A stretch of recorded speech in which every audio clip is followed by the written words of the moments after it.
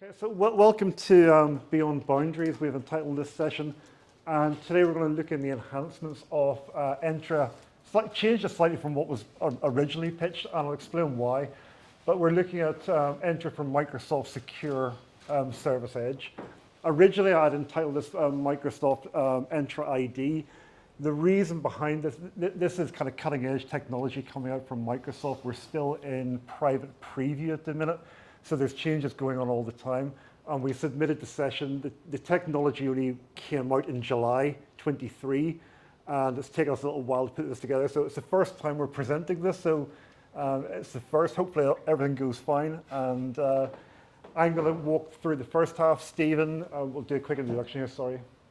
So I'm Alan McBurney. I'm the technical director at HTG. I've been in the IT industry for close to 3 decades. I've been with HTG for around about 3 years. And I'm joined today by Stephen. I've been in IT for 23 years now, HTG, 2 years cloud solution architect, corporate background for 15 years, then into MSP, and I lead the modern workplace tower within HTG, where Entra will fall under that category. And Stephen's going to go through a demo. So the way we're going to run this today, I'll go through this first of all, sorry. So HTG, what do we do? Who are we? We're an IT professional services and managed services company specializing in Microsoft technologies, in particular Microsoft cloud technologies. So we have solutions partner designation within inside Modern Work, so that's Microsoft 365. We specialize in infrastructure, whether that be on-premise or migrating into Microsoft Azure. And we wrap security around everything we do. So we're a security-focused company. We hold advanced specializations from Microsoft within cloud security, identity and access management, threat protection. So those are 3 advanced specializations in the security arena from Microsoft. And we also hold the advanced specialization for Azure Virtual Desktops. We also work directly with Microsoft as an industry solutions delivery partner. That's where we go hand in hand with Microsoft. We subcontract directly on behalf of Microsoft, and we go into customers specializing in mergers, acquisitions, and divestitures with Microsoft, some of their largest clients. So what we're going to cover today, I'm going to give you a quick introduction to Microsoft Entra. We're going to talk about traditional VPN connectivity for connecting into corporate resources and applications. We're going to talk a little bit about SASE and SSE. We'll then move on to Microsoft's Global Secure Access. We'll go into demos, and then we'll open up the floor for Q&As at the end.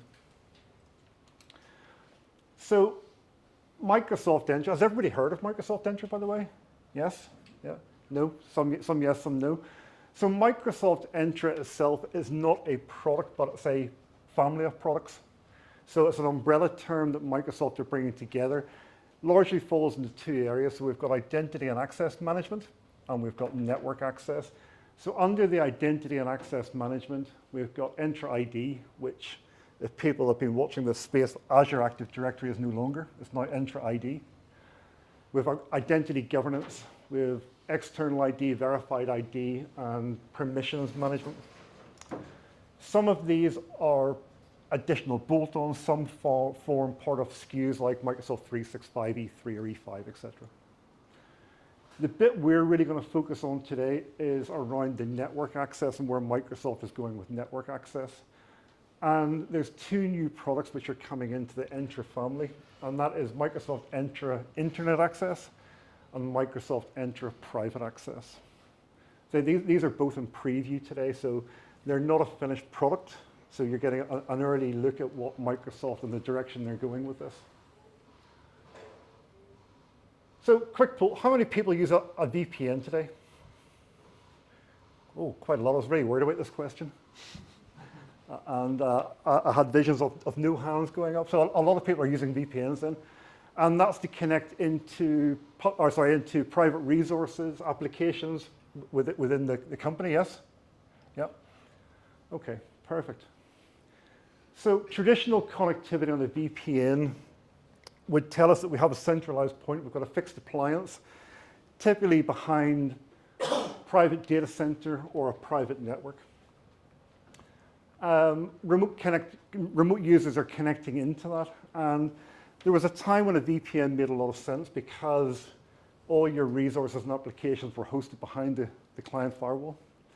But what happens when we move into the world of SaaS apps and SaaS connectivity? So the SaaS design itself, I was looking at some stats around this, and we have Statista, the stats company, and they're averaging globally, it's around about 130 SaaS apps per organization. Individually, users are using around about 6 to 7 SaaS apps by themselves, okay? So what is the problem with that? So in the SaaS apps themselves, so we're talking about software as a service, it's designed for the cloud. By virtue of that cloud, they're highly distributed in the first place, and they're designed to be accessed with the user's geolocation in mind. So what's the problem with a VPN when it comes to this? Let's go let this animation play for a second.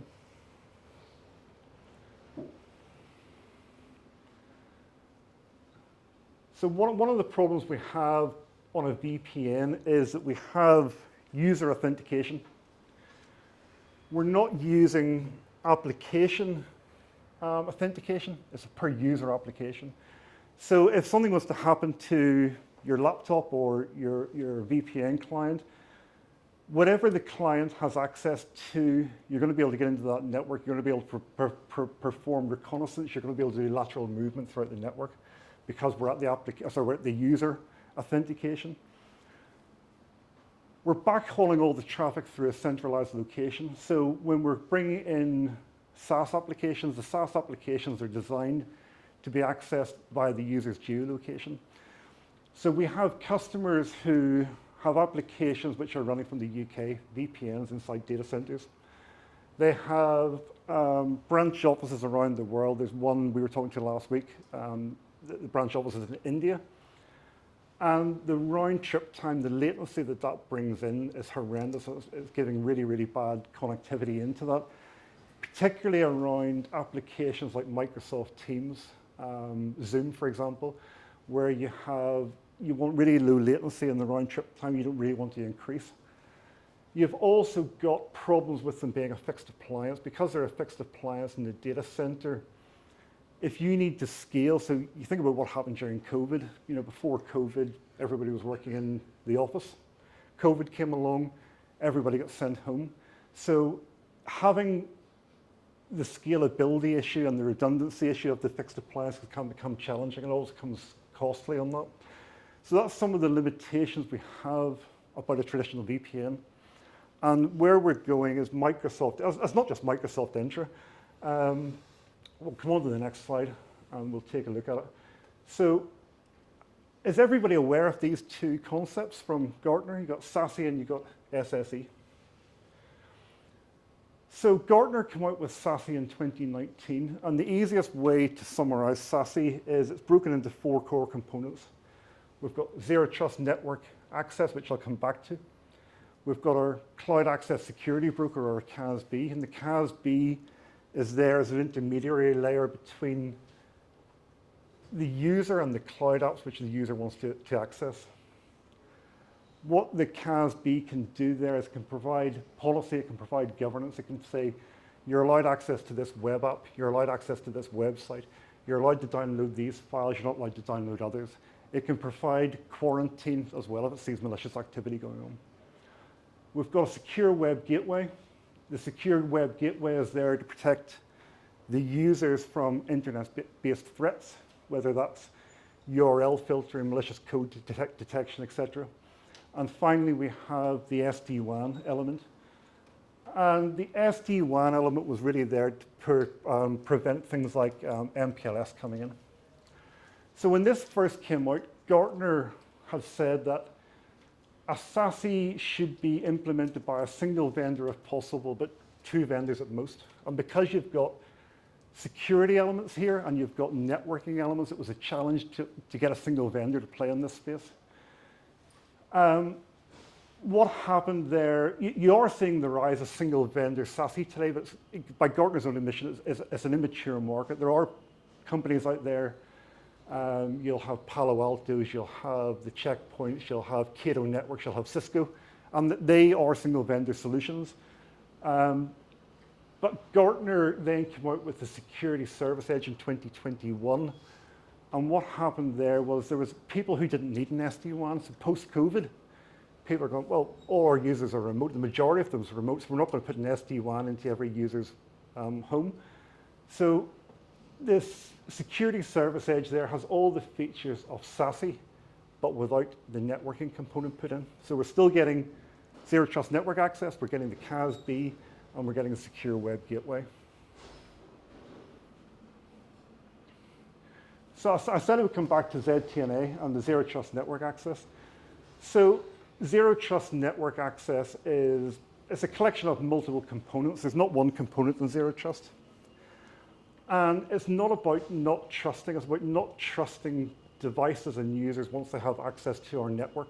So what we've got to do here is we've got to verify explicitly the applications, the users, the devices which are coming on.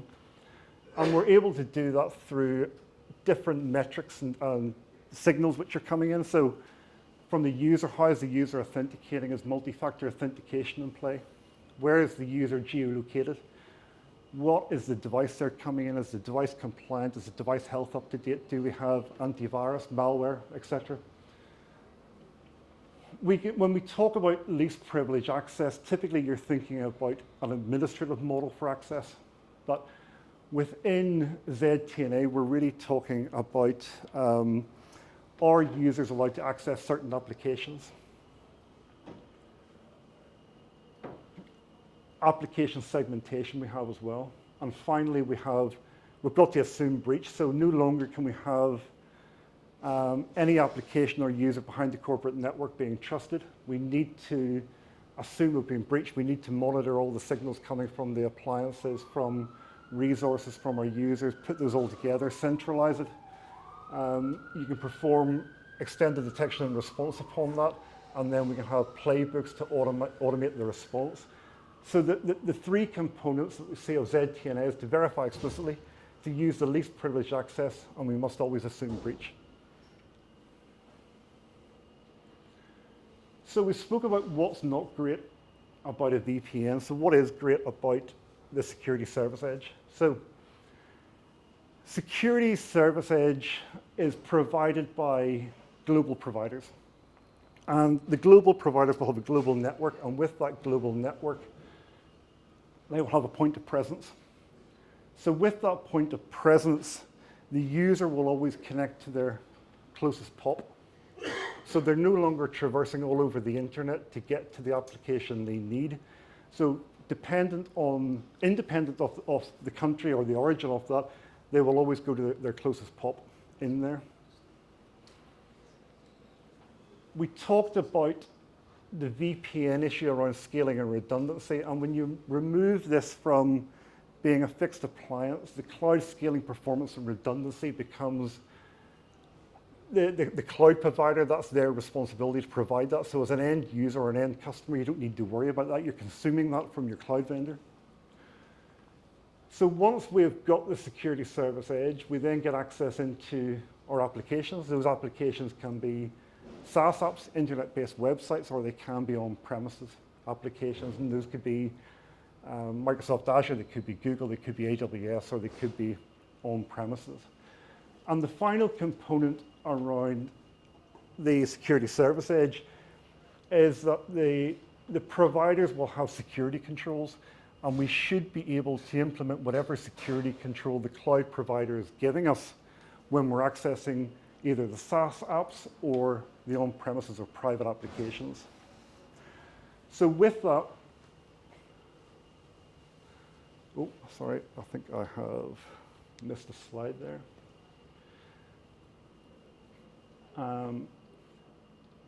So with that, you've got the three tenets of Zero Trust Network Access within the security service edge. We've got verify explicitly, we've got our least privilege access, and we've got assume breach.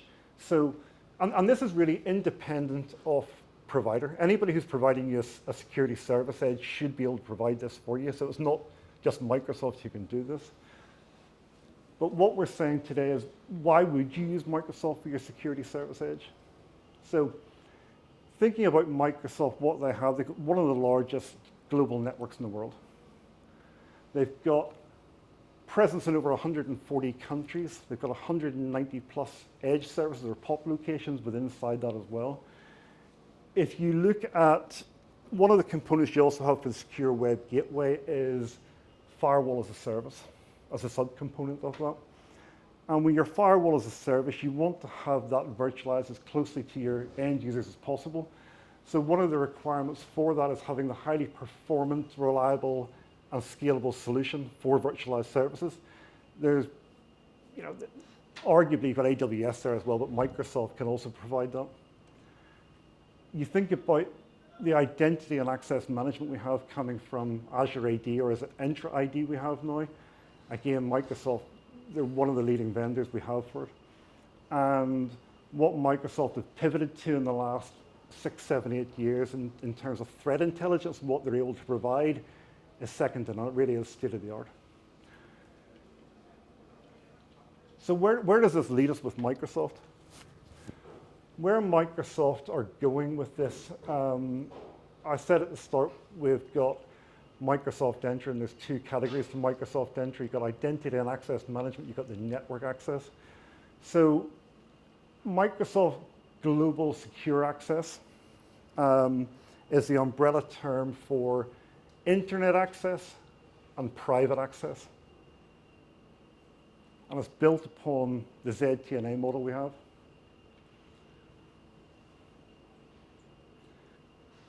Internet access, some of this is currently under private preview. We can't talk about it. It's not out in the public yet. And that's namely around the bottom bullet point. So the SaaS and public internet apps where you're able to get URL filtering, malicious code detection, all that side of it is currently in private preview. It will be coming into public preview, we're hoping sometime later this year. What we do have today under secure internet access is what Microsoft calls tunneling or traffic forwarding profiles.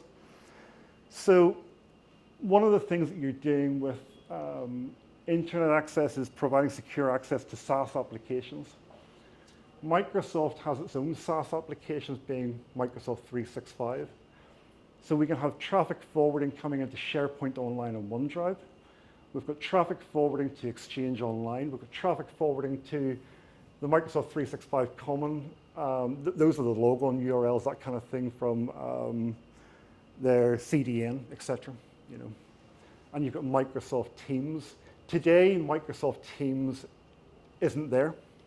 You're not able to tunnel Microsoft Teams through the security service edge, but you can tunnel SharePoint Online, OneDrive, Exchange, and all your common login URLs through it. So we have internet access on one side.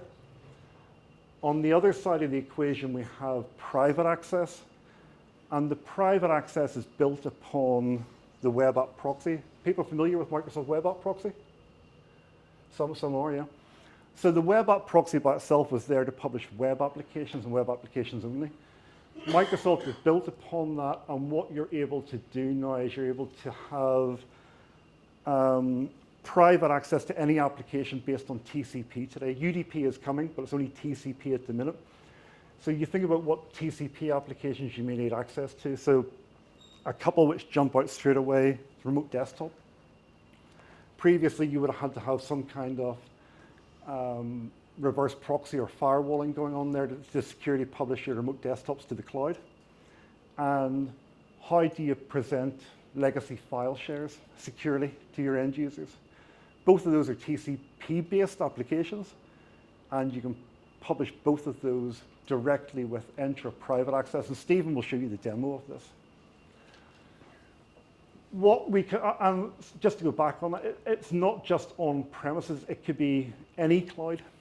that you're doing there, whether that's Microsoft Azure, whether it's AWS, or whether it's Google Cloud. That doesn't matter. If it's a private application, you'll be able to do this. You also have the ability to modernize legacy applications with conditional access. So again, thinking about a file share, if you think about what the security service edge is doing, we need to provide authentication on a per application basis. So every time a user is hitting an application, that needs to go through the ZTNA framework. And with conditional access, we can take that file share and you can say, before my user hits the file share, I want to make sure these conditions are in place. I want to make sure you've got multi-factor authentication. I want to make sure you're coming from this kind of IP, etc. So that's where you're able to do the modernization of your legacy application with it.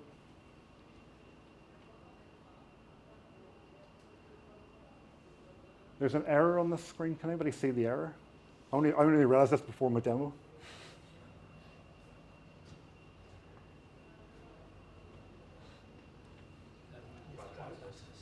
Second?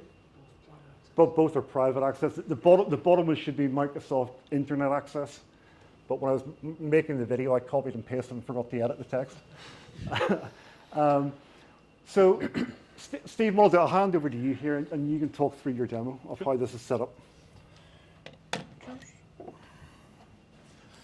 Right, let's see what it looks like. Now, to get one up the demo gods, this is a video.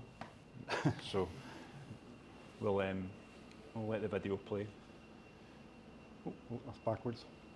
No.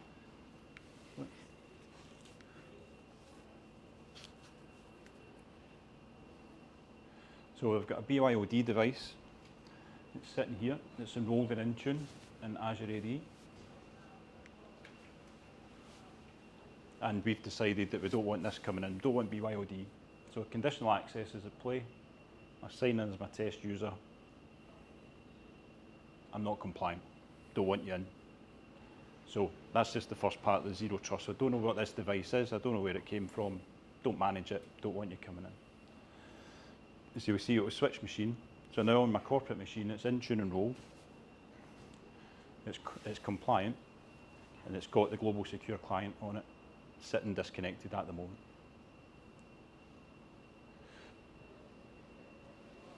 So at the moment, what we'll do is we'll send a ping to SharePoint, and we'll send a ping to the logon URLs, and we'll see what IP addresses that we get back.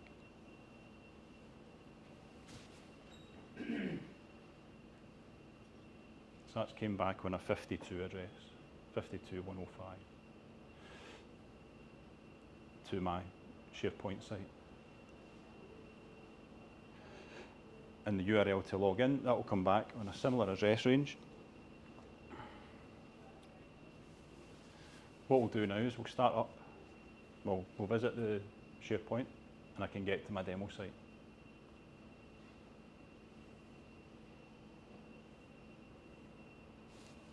So what we'll do is we'll start the global secure client, which is now it's establishing the connection to the secure edge. It takes a couple of seconds to do this. So it will resume, and then what you'll see me do here is switch user, which will then force it to re-authenticate. So you'll see my user coming up, and you'll see the user prompt coming up twice. And the reason it will come up twice is it's connecting to the private access, and then it connects to the public access profile.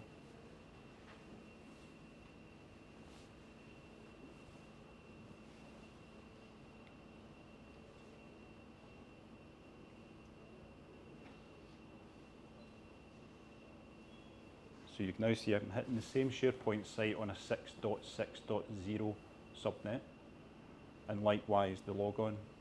So I've now got tunneled traffic to the secure edge, and I can still get to my SharePoint. It looks pretty unremarkable. Yeah, great, you've got a different IP, but the traffic is tunneled, which we can see here with the connection diagnostics, which is part of the connection. And you'll see there the URLs that it's heading off to in the port and the IP address. And just to prove that it can tunnel the email traffic, I'll just visit Outlook. And we'll be able to see that on this side as well, getting the connection securely to Outlook.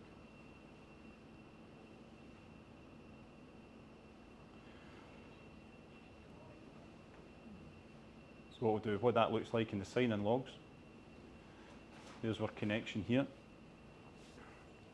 It's from our test user. And the application was the private tunnel. And likewise, there's the connection for that test user to the M365 traffic profile.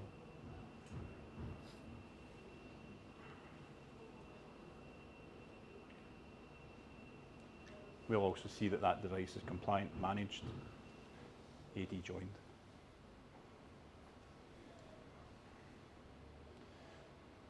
So in here, what we'll do next is, in this section here, we turn this option on and it will create a new location in conditional access that we can then utilise with conditional access rules to then ensure that we are coming from a trusted location. So by hitting that button, creates this entry, and I want it to be trusted. So I'm trusting the compliant network locations, which has just been created by the secure edge, and I'll create a conditional access policy. And the secure access, the conditional access policy will be my test user. That when he goes to SharePoint, it's only allowed to access the application from a trusted location. And the trusted location in this instance is that location that was created by the secure edge.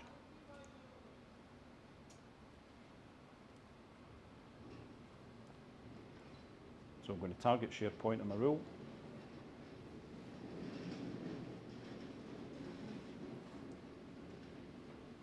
In my locations,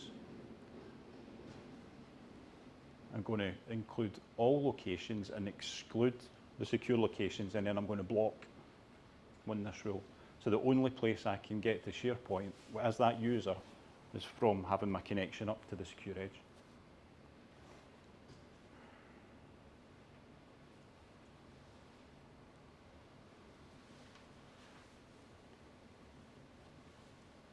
And what that looks like in your sign-in logs, when I've hit SharePoint,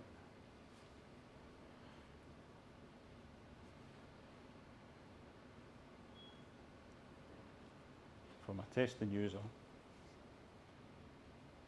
on my compliant device, conditional access is success for the compliant device, and it wasn't applied for the block because I came from a secure location. So that location is excluded and everything else is blocked. So that user cannot get to SharePoint unless he's connected to the secure edge. So we're going to add another layer of trust here. Not so much impactful, but we're going to ask users that they do this to accept our terms of use. So you can layer on all your conditional access on top of this connection. So I'm going to pick on my user again. Target resource. If I'm accessing the global secure edge on 365 traffic, you can see the other two are greyed out because they're not available yet. I have to accept my terms of use. Switch that policy on, and what we'll do is we'll visit the SharePoint site again. So I'm back on my compliant corporate machine. I'm going to re-authenticate my global secure client just to make sure that it's got the latest authentication now that that conditional access rule is in place.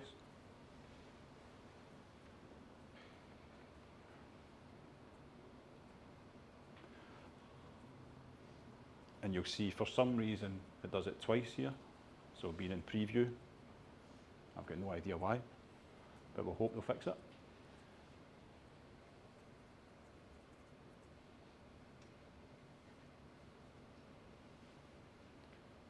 And the next time that we accept it,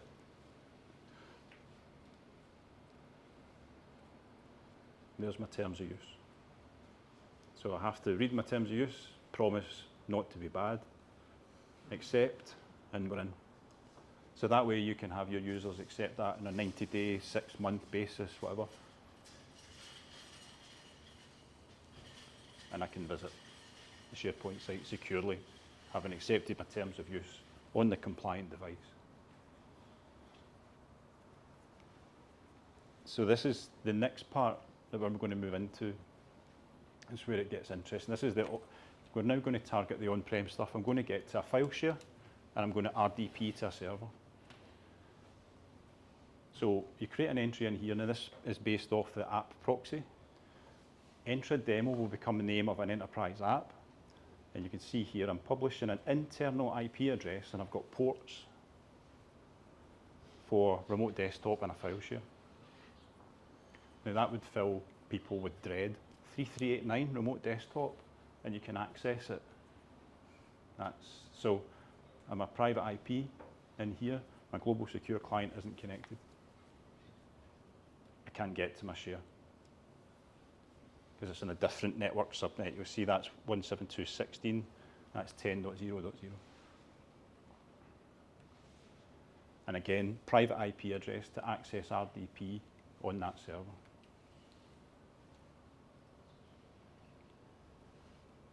Can't ping it because I've not had to publish anything.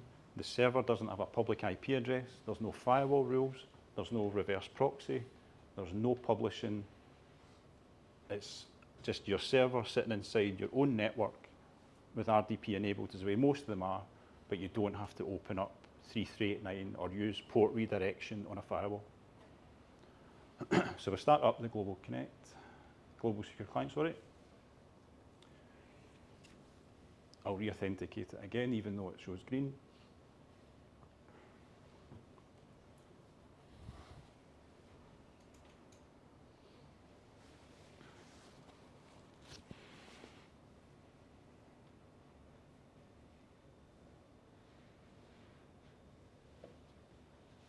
And now, I'll open up the share. Again, you still can't ping it.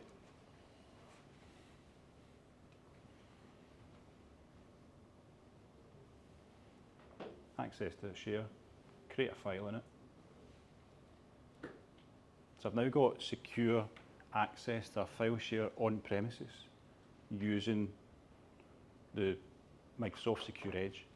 Not a 1U appliance that's got a 1 gigahertz processor in it that would have melted when lockdown and we all get sent home.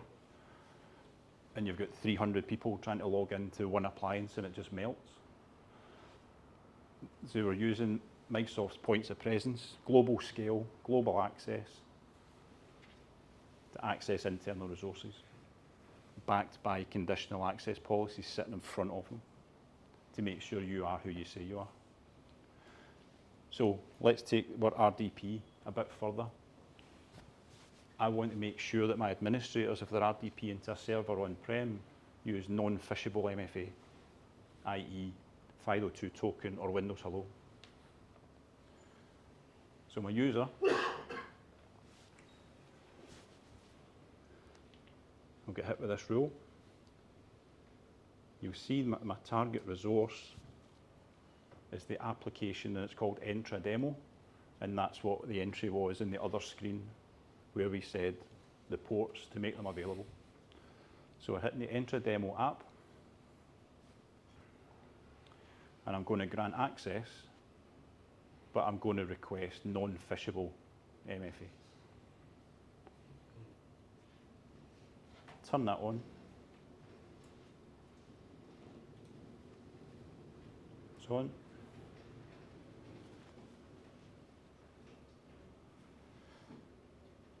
You'll see it's a different machine this time, Corp 2. It's a physical laptop and it's got Windows Hello.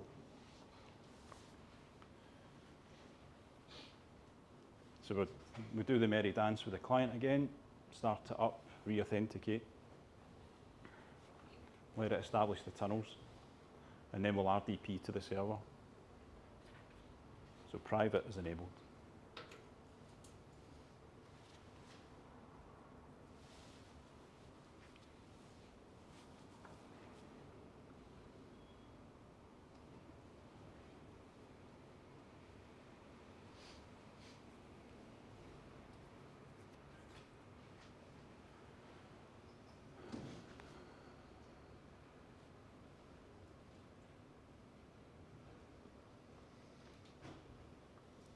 what you'll see in the flow,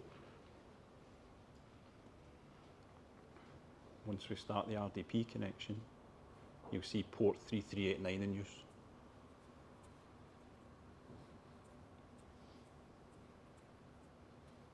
So even before I need to log in, you'll see the connection come up.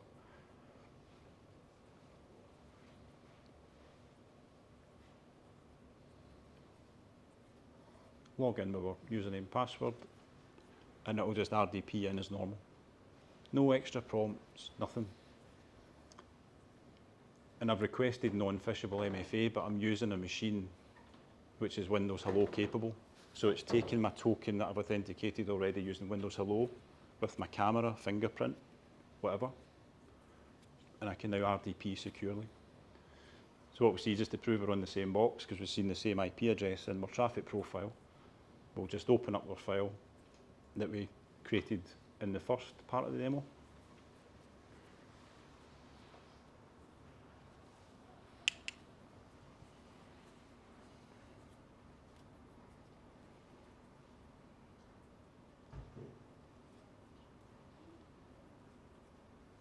That's my share, and then that was the file that we just created 2 minutes ago with demo text.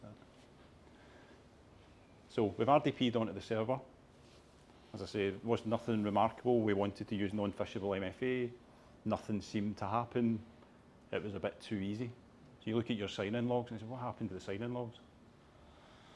You can see here, the user again is using the private traffic. Going to enter a demo, and we see here that we've multi-factor authentication was requirement, and we'll see now that require authentication through, and we'll see here at the bottom, phishing resistant was applied. That's it. So we've just used Windows Hello to RDP to a server on premises with no publishing of rules, no NAT, no port redirection, no public IPs, and we can set it all behind conditional access. And what's happening during the flow there is it's observing the zero trust network access the whole way through. So we're verifying explicitly the tunnels are being set up per application, and it's the application which is being monitored, not the initial connection coming through. So every time the RDP, the file share, whatever you're doing through that, it's got the ZTNA per application, which is the real key thing here. As Stephen's showing, you've got the user could be anywhere in the world. You're tunneling to Microsoft Secure Edge. You're hitting their POP location. You're hitting the Microsoft Global Backbone. You're going into your application, whether it's on premises, whether it's in private, or you're tunneling into your Microsoft 365 apps. Personally, both of us are really, really excited about this technology and where it's going. You know, you've already got vendors in this space, and they're doing a really good job. But this session was to show you where Microsoft is going with this session, with the technology. And whilst it's preview today, we're going to see this come out into production, I would imagine, at some point next year. You know, you also think about Microsoft and the scale of what they can achieve. There was something called the Desktop as a Service Magic Quadrant. I'm assuming everybody's aware with Gartner and the Magic Quadrants that the Gartner put out. So Desktop as a Service came out this week. Microsoft only entered Desktop as a Service in 2019, and they're now the global leaders in the Desktop as a Service space. So within 4 years, it's pretty remarkable. You imagine in 4 years where we're going to be with things like private access and internet access with Microsoft's reach of what they can do there. So at this point, I would like to thank you and just open up the floor to any Q&As.